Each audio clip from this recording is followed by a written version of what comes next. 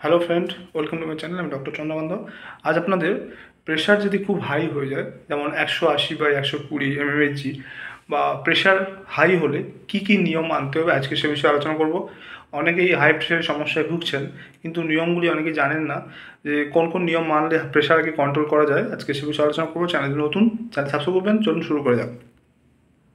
তো pressure high হলে জীবনযাত্রার পরিবর্তন করতে হবে। কিছু কিছু নিয়মিত হার্টের যাতে সমস্যা না হয় এমন কিছু খাবার গ্রহণ করতে হবে, অর্থাৎ যে সমস্ত খাবার খেলে হার্ট ভালো থাকে সেটা করতে হবে। যেমন ফল, শাকসবজি, গোটা শস্য খেতে হবে। এছাড়াও এমন কিছু খাবার বাছতে হবে যেখানে সোডিয়াম, স্যাচুরেটেড ফ্যাট, কোলেস্ট্রল কম রয়েছে, এমন কিছু খাবার বাছতে হবে। নিয়মিত শারীরিক কার্যকলাপ করতে হবে। স্বাস্থ্যকর ওজন বজায় রাখতে হবে। সামান্য ওজন কমানো কিন্তু প্রেশার কমাতে সাহায্য করে। ধূমপান থেকে বিরত থাকতে হবে, অর্থাৎ ধূমপান করবেন না। মানসিক চাপ নিয়ন্ত্রণ করতে হবে। সেটা কীভাবে করবেন? যেমন ব্রিদিং এক্সারসাইজ করতে পারেন, আপনার যেটা হবি সেটা করতে পারেন। এছাড়াও কারোর সাথে কথা বলা, সেটাও খুবই ইম্পর্টেন্ট।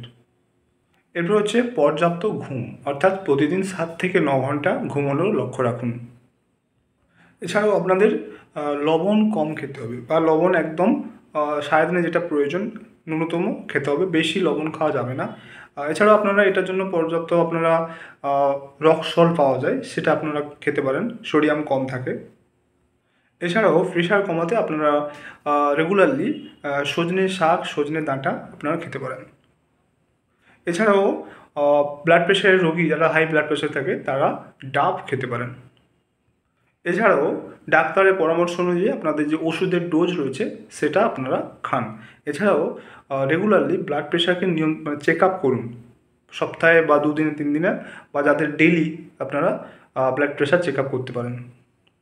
এবারে ব্লাড প্রেশার যদি আমাদের নর্মাল ব্লাড প্রেশার হচ্ছে 120/80 mmHg, যেটা সেই ব্লাড প্রেশার যদি 180/120 mmHg হয়ে যায়, অর্থাৎ 180-র উপরে যদি ব্লাড প্রেশার হয়ে যায়, তাহলে সেটা কিন্তু মেডিকেল ইমার্জেন্সি। তো সেক্ষেত্রে আপনারা কী কী করবেন? সেই সময়ে আপনারা শ্বাস প্রশ্বাসের ব্যায়াম, অর্থাৎ ব্রিদিং এক্সারসাইজ করুন।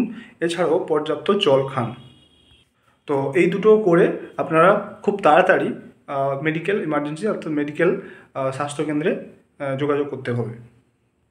তো আজকে জানেন যে ব্লাড প্রেশার হাই হলে সেটা কন্ট্রোল করার জন্য কী কী নিয়ম মানতে হবে। এছাড়াও যদি খুব হাই হয়ে যায় তাহলে সেই সময় আপনারা কী করবেন সেটা আজকে জানেন। তো আজকের এই পর্যন্ত। চ্যানেল নতুন, চ্যানেল সাবস্ক্রাইব করবেন, লাইক করবেন। Thank you for watching.